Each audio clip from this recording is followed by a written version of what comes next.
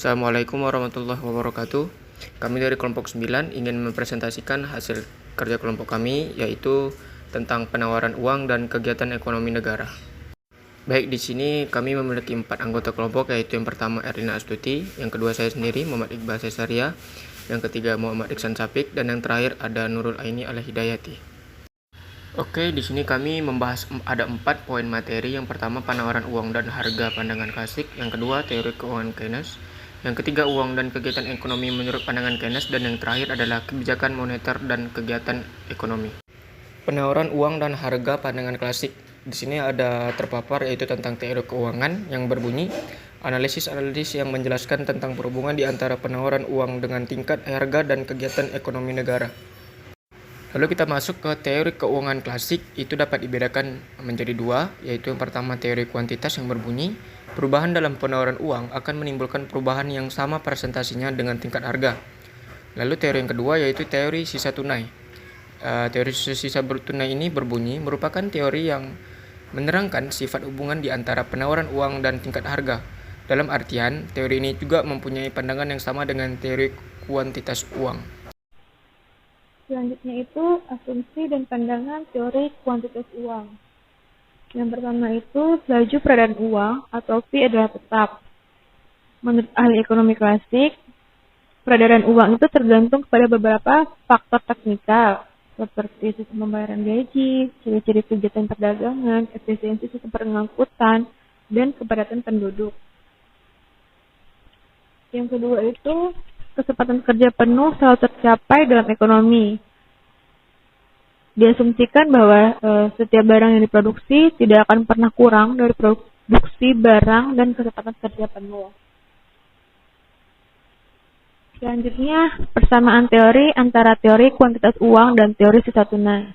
Kalau teori kuantitas uang, MC sama dengan PT, di mana M itu penawaran uang atau money supply, P itu laju peredaran uang atau velocity of money, P itu tingkat harga atau price, dan T adalah jumlah barang dan jasa yang diperjualbelikan dalam perekonomian atau disebut dengan trading.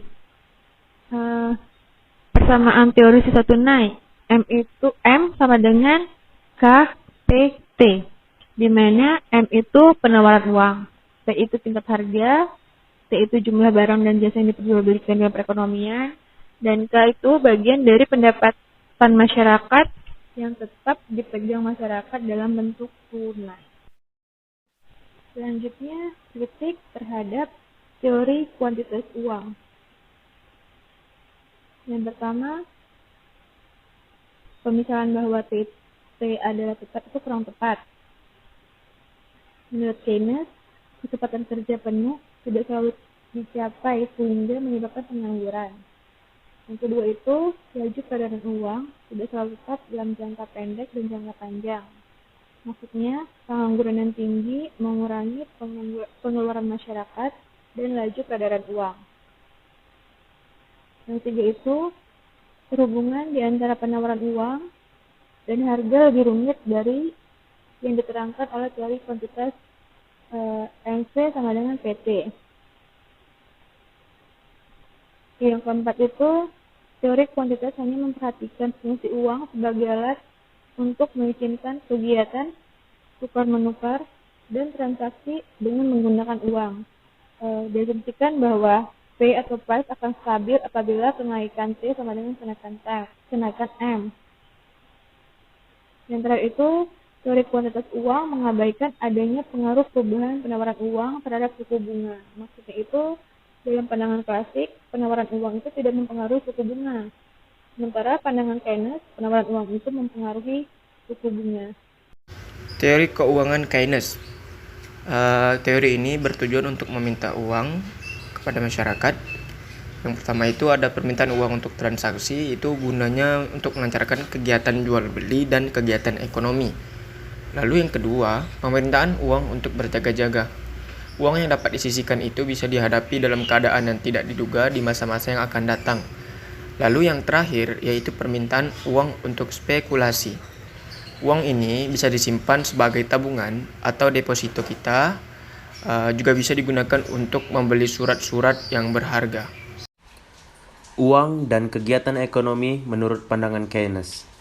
Keynes berkeyakinan, pengangguran akan selalu terwujud dan menyebabkan tingkat kegiatan ekonomi yang belum mencapai tingkat maksimum. Keadaan ini dapat diperbaiki dengan dua pendekatan atau kebijakan. Yang pertama, menaikkan pengeluaran agregat. Melalui perubahan pengeluaran pemerintah dan komponen pengeluaran agregat lain seperti investasi dan ekspor atau membuat perubahan dalam sistem pajak pemerintah. Yang kedua, menambah penawaran uang. Bertambahnya penawaran uang akan dapat menambah pendapatan nasional. Efek perubahan penawaran uang dapat dibedakan menjadi 3 tahap. Yang pertama, perubahan penawaran uang akan merubah suku bunga. Yang kedua, perubahan suku bunga mengubah jumlah investasi. Dan yang ketiga, perubahan investasi mengubah pengeluaran dan akhirnya mengubah pendapatan nasional. Uang dan kegiatan ekonomi menurut pandangan Keynes. Mekanisme transmisi adalah suatu rangkaian peristiwa yang menggambarkan efek perubahan penawaran uang ke atas kegiatan ekonomi negara. Perangkap likuiditas adalah suatu keadaan di mana suku bunga dalam perekonomian mencapai tingkat yang sangat rendah dan menyebabkan permintaan uang untuk tujuan spekulasi menjadi elastis sempurna. Kebijakan moneter dan kegiatan ekonomi. Kebijakan moneter adalah kebijakan pemerintah melalui bank sentral untuk menambah atau mengurangi jumlah uang yang beredar dalam rangka mengendalikan perekonomian. Kebijakan moneter kuantitatif adalah langkah-langkah bank sentral yang bertujuan utamanya adalah untuk mempengaruhi jumlah penawaran uang atau suku bunga dalam perekonomian. Kebijakan moneter kualitatif adalah langkah-langkah bank sentral yang bertujuan mengawasi bentuk-bentuk pinjaman dalam investasi yang dilakukan oleh bank-bank perdagangan. Kebijakan moneter kuantitatif dan kualitatif. Kebijakan moneter kuantitatif dibedakan dalam 3 jenis, yaitu operasi pasar terbuka, mengubah suku bunga dan suku diskonto, dan mengubah tingkat cadangan minum. Sedangkan kebijakan moneter kualitatif dibedakan dalam 2 jenis, yaitu pengawalan pinjaman secara terpilih dan pembujukan moral.